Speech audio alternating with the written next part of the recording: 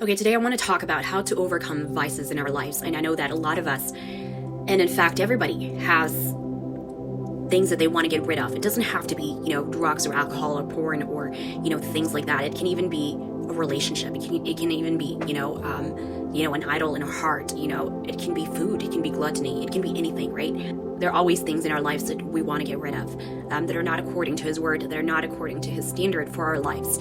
And today I came into this verse, and it's very powerful. It's from Romans 8, verse 13. It says, "For if you live according to the flesh, you will die. But if by the Spirit you put to death the misdeeds of the body, you will live." Why is it that so many of us can't get rid of our addictions, of our vices, of the things that are not good for us, that are not according to His word? Why is it so hard to get rid of sin? And one thing that I realized is that because we never actually treat it as a life or death situation. You see, when you're drowning in the middle of the ocean and you don't know how to swim and you need to breathe and you need to live, and you will do anything in order to go up to the surface, right? And so when there's a helping hand reaching out to you, you don't really care if it's someone that you know, if it's someone that you don't know, if it's your uncle, your aunt, someone that you hate or you don't like. If there is a hand right there trying to help you get out of the ocean, I'm pretty sure that you're going to reach out to that hand so that you can go up to the surface and breathe and live. Because it's a life or death situation. You don't have any luxury. You don't really care about whose hand is it. You're just going to grab the hand so that you can go up and live and breathe, right? That's when you're in a dire situation. But a lot of us, we can't get out of our vices. We can't get out of sin. We can't get out of our addictions. Why? Because we never think about it as a life or death situation. When the Bible clearly tells us, if you keep on doing these things, you're actually going to die. And the only way for you to live, is for you to put to death the misdeeds of the flesh. That's the only way for you to live. And I think a lot of the times, you know what is the right thing to do, but you still can't get over it. But you still can't beat your addiction. You still can't beat your vices. Why?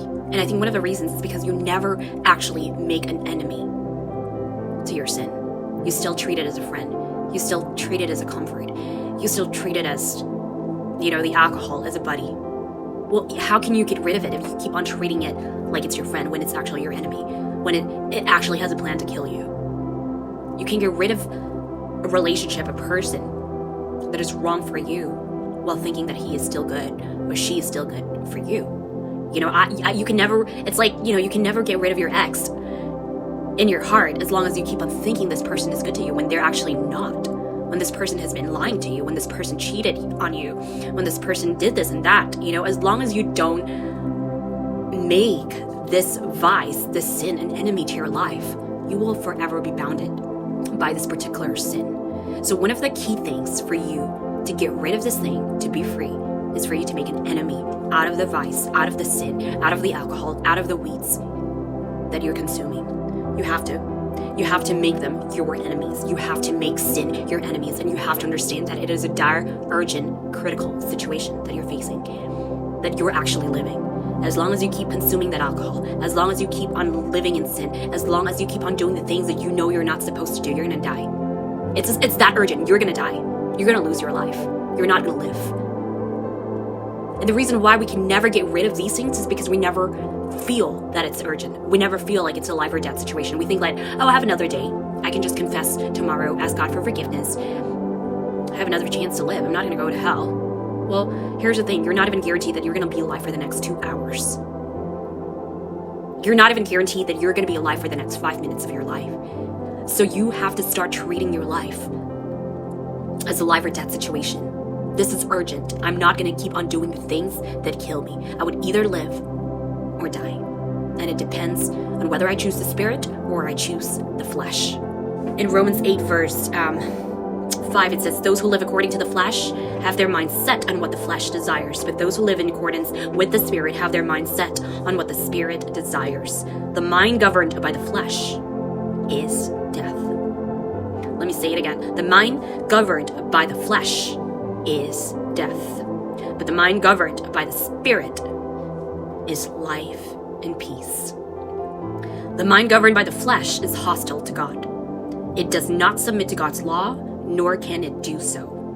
Those who are in the realm of the flesh cannot please God. You, however, are not in the realm of the flesh, but are in the realm of the Spirit, if indeed the Spirit of God lives in you. And if anyone does not have the Spirit of Christ, they do not belong to Christ. So one of the things that I really, really learned today, I feel like God spoke to me and he said, like, you can never get rid of sin as long as you make it your friend. You gotta make sin your enemy. First, make sin your enemy. Second, know that it's urgent. It's a very critical, urgent life or death situation. And you are on a time span. You don't have the luxury to think that you can continue to live in sin for the next 10 days, 20 days, 1 month. No. It's either now or never. You have to make sin your enemy. There's a time span. It's gonna be gone in a split second. You don't have the luxury. When you're drowning, you're not gonna wait for the next 10 minutes before trying to think, like, should I grab the hand or not? No. Like, the moment you see the hand, you're gonna grab it because you need to breathe. So you need to think that there's a time span. There's a limited time. Third, you need to think that it's critical and it's urgent. So these are the ways that I think can really help you get rid of the vices in your life. You have to make sin your enemy. You have to know that there's a time span. There's a limited time. Like, here's the thing. Grace is available, but it's not for forever. Third, you have to know that it's a life or death situation.